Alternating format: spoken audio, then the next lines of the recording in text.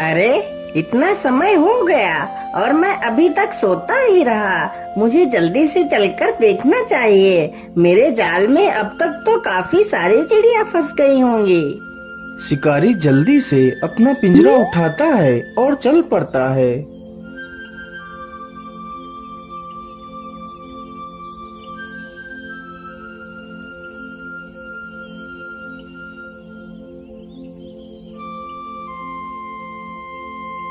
अरे वाह वाह, आज तो मेरे जाल में ढेर सारी चिड़िया फंस गई हैं। आज तो बाजार में मुझे ढेर सारे पैसे मिलेंगे। शिकारी रोज इसी प्रकार पक्षियों को पकड़ता और उन्हें बाजार में बेच दिया करता।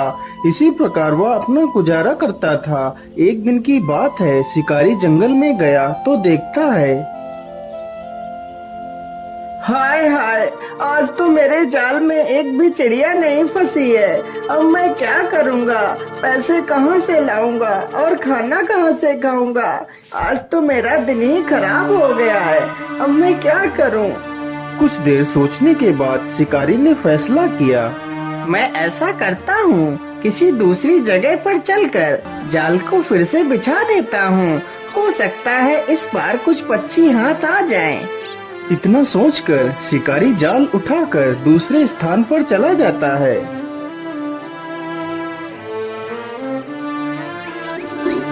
हाँ हाँ, ये स्थान सही रहेगा। मैं अपना जाल इसी जगह पर बिछा देता हूँ। यहाँ पर मुझे जरूर कुछ ना कुछ मिलेगा।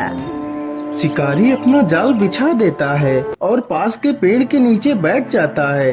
कुछ देर बाद एक कबूतरी उसके जाल के पास आती है और दाना चुनने के चक्कर में जाल में फंस जाती है। तभी जोर जोर से हवाएं चलने लगती हैं और हवाओं के साथ जोर की बारिश आ जाती है। अरे बाप रे बाप, या तो बारिश आ गई। अब क्या करूं?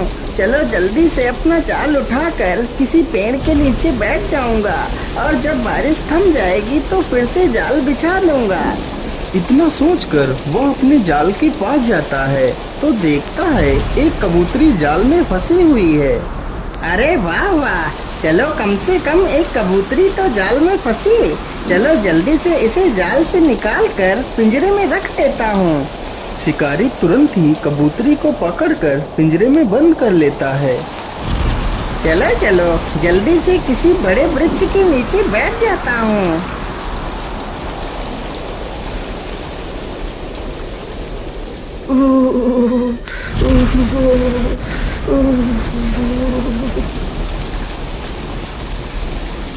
बारिश के साथ चल रही तेज हवाओं की वजह से शिकारी थर-थर कांपने लगता है।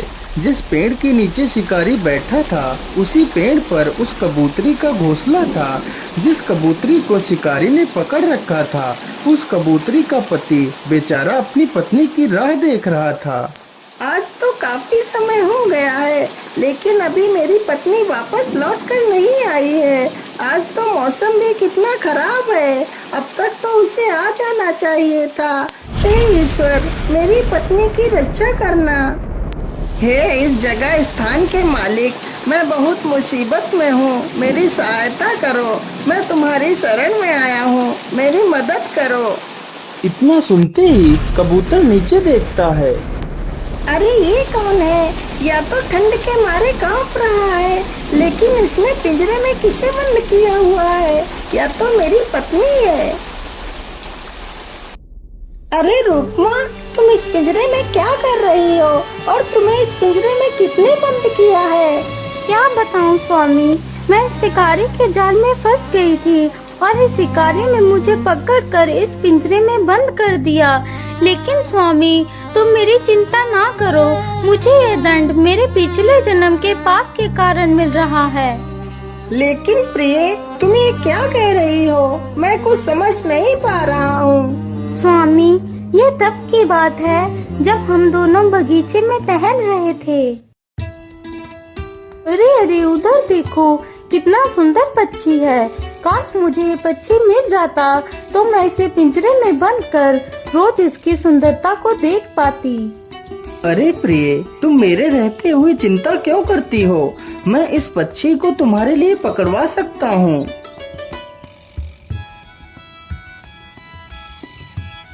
अगले ही दिन रतनलाल एक शिकारी के पास पहुंचता है। अरे ओ कानू शिकारी, मुझे तुमसे कुछ काम है। अरे बोलिए रतन भैया, आपको मेरी क्या आवश्यकता पड़ गई? कानू भाई, मुझे एक चिड़िया पकड़वाना है। यदि तुम मुझे उस चिड़िया को पकड़ कर दे दोगे तो मैं तुम्हें उस चिड़िया के बदले जितनी भी कीमत मांगोगे मैं तुम्हें दे सकता हूँ। हाँ हाँ, क्यों नहीं रतन भैया, आप बस मुझे उस चिड़िया का घोंसला दिखा दीजिए। उस चिड़िया का घोंसला कहाँ पर है, मैं तुम्हें चिड़िया पकड़ कर दे दूंगा। रतनलाल उस शिकारी को साथ में ले जाता है और चिड़िया का घोंसला दिखा देता है। कानू शिकारी पेड़ के नीचे जाल बिछा देता है और उसमें दाने डाल देता है।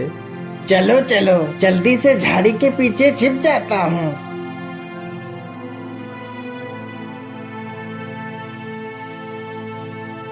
अरे ये क्या, आज तो पेड़ के नीचे इतने सारे दाने बिखरे पड़े हैं, लेकिन और तो कभी नहीं यहाँ पर दाने पड़े थे। आज कैसे मिल गए? मुझे इन दानों को नहीं खाना चाहिए। हो सकता है ये दाने मुझे फंसाने के लिए यहाँ पर रखे गए हो। नहीं नहीं, मैं इन दानों को नहीं खा सकती। इसी प्रकार चिड़िया सोच में डूब जाती है। इतनी देर हो गई, अभी तक मेरे स्वामी नहीं आए हैं। मुझसे तो भूख भी बर्दाश्त नहीं हो रही है और मैं अपने अंडों को अकेले छोड़कर भी तो नहीं जा सकती। मैं ऐसा करती हूँ, इन दानों को ही चुग लेती हूँ। वैसे भी आसपास तो कोई भी नहीं है। इतना सोचकर चिड़िया पेड़ के नीचे उतर पड़ती है। जैसे ही चिड़िया दाना खाने के लिए आगे बढ़ती है, वह जाल में फंस जाती है। अरे वाह वाह, चिड़िया तो जाल में फंस गई। चलो जल्दी से इस चिड़िया को पकड़ लेता हूँ।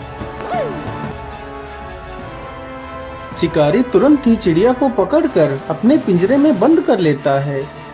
शिकारी भैया, कृपा कर मुझे छोड़ दीजिए। मेरे अंडे मेरे बिना मर जाएंगे और मेरे पति मेरे वियोग में अपने प्राण त्याग देंगे। मेरा परिवार टूटकर बिखर जाएगा। मुझे छोड़ दीजिए। अरे नहीं नहीं, मैं तुझे छोड़ दूंगा तो मेरी मनमानी रकम हाथ से चली जाएगी। मैं तुझे नहीं छोड़ सकता। चिड़िया बेचारी रोती रहती है, लेकिन शिकारी उसे नहीं छोड़ता। शिकारी अपनी मुंह मांगी रकम रतनलाल से ले लेता है और वहाँ से चला जाता है। उधर जब चिड़िया का पति वापस आता है तो देखता है, अरे अंडों को अकेला छोड़कर रानी कहाँ जा सकती है? ऐसा तो कभी नहीं हुआ कि रानी अंडों को अकेला छोड़कर कहीं चली जाए। कहीं उसके साथ कोई अनहोनी तो नहीं हो गई। ये सब कुछ सोचते सोचते उसकी नजर जमीन पर पड़े अनाज के दानों पर पड़ती है। अरे ये क्या, यहाँ पर तो किसी ने अनाज के दाने बिखेर रखे हैं। इसका मतलब मेरी रानी को कोई शिकारी दाने का लालच देकर पकड़ ले गया है। हे भगवान, अब मैं क्या करूँगा? अपनी रानी के बिना मैं कैसे रहूँगा? प्रभु, मुझे मेरी रानी लौटा दीजिए, नहीं तो मैं भी अपने प्राण त्याग दूंगा। इतना कहकर वह अपना सिर पेड़ पर पटकने लगता है और सिर पटक पटक कर वहीं पर अपने प्राण त्याग देता है। उधर चिड़िया रतनलाल और उसकी पत्नी से अपनी आजादी की भीख मांग रही थी। हे दयालु इंसान, कृपा कर मुझे छोड़ दीजिए। मेरे अंडों को मेरे ना रहने पर कोई भी नुकसान पहुंचा सकता है। मेरे पति मेरे वियोग में अपने प्राण त्याग देंगे। मुझ पर दया कीजिए, मुझे छोड़ दीजिए। चिड़िया की ये सारी बातें सुनकर दोनों को दया आ जाती है। फिर वह दोनों चिड़िया को आजाद कर देते हैं, लेकिन जब तक चिड़िया अपने घोंसले में पहुंचती, तब तक बहुत देर हो चुकी थी। हे भगवान, ये क्या अनर्थ हो गया? स्वामी, तुम मुझे छोड़कर क्यों चले गए? तुमने मेरी प्रतीक्षा क्यों नहीं की? अब मैं अकेले कैसे रह पाऊंगी? मुझे भी नहीं जीना है। हे प्रभु, मुझे भी मार दो। इसी प्रकार तड़प तड़प कर वह चिड़िया भी अपने प्राण त्याग देती है। उस चिड़िया का पूरा परिवार तहस नहस हो जाता है। उसी चिड़िया का अभिशाप रतनलाल और उसकी पत्नी को लग जाता है, जिसकी वजह से अगले जन्म में वह दोनों कबूतर और कबूतरी बनते हैं। याद आया स्वामी, आज हम दोनों उसी चिड़िया के श्राप को भुगत रहे हैं। लेकिन स्वामी, तुम चिंता मत करो, यह शिकारी तुम्हारी शरण में आया है। तुम इसकी सहायता कर अपने धर्म का पालन करो। लेकिन प्रिय, तुम्हें इस हालत में देखकर मैं अपने धर्म का पालन कैसे करूं? नहीं नहीं स्वामी, तुम मेरी चिंता मत करो, तुम इसकी सहायता करो। बोलिए शिकारी भाई, मैं तुम्हारी क्या मदद कर सकता हूँ? मैं इसी स्थान पर रहता हूँ, तुम मेरे शरणार्थी हो, इसलिए मैं तुम्हारी प्रत्येक इच्छा को पूरा करूँगा। हे कबूतर भाई, मुझे बहुत जोर की ठंड लग रही है। यदि तुम मेरे लिए आग की व्यवस्था कर देते तो मेरा सारा जाड़ा छूट जाता। कबूतर तुरंत ही जाता है और लकड़ियाँ इकट्ठा करने लगता है।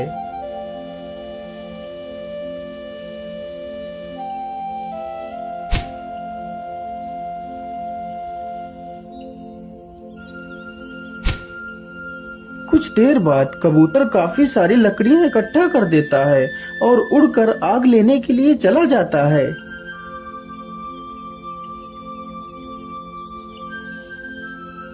फिर कबूतर एक आग की जलती हुई लकड़ी उठाकर ले जाता है और पड़ी हुई लकड़ियों में लगा देता है, जिससे लकड़ियां जल उठती हैं और शिकारी की ठंड छूट जाती है। हे शिकारी भाई, मैंने तुम्हारी ठंड तो कम कर दी है। अब यदि तुम्हारी कोई इच्छा और है तो मुझे बता दीजिए। हे कबूतर मेरे दोस्त, तुमने मेरी सहायता की है, इसके लिए मैं तुम्हारा आभारी हूँ। यदि तुम मुझे कहीं से थोड़ा सा भोजन ला देते तो तुम्हारी बहुत कृपा हो जाती। लेकिन शिकारी भाई, मैं किसी बड़े अनाज भंडार का मालिक नहीं हूँ, लेकिन मैं तुम्हारी एक पहर के लिए भूख को शांत कर सकता हूँ। इसके बाद मैं किसी को कोई दान नहीं दे पाऊंगा। इतना कहकर कबूतर आग के चारों ओर परिक्रमा करने लगता है।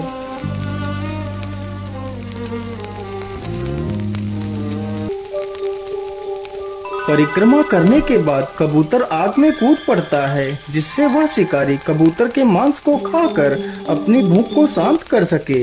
ये सब कुछ देखकर शिकारी की आंखें फटी की फटी रह जाती हैं। वह यह दृश्य देखकर बहुत दुखी हो जाता है। अरे राम राम राम, ये क्या किया तुमने मेरे दोस्त? तुमने मेरी भूख शांत करने के लिए अपनी ही जान दे दी।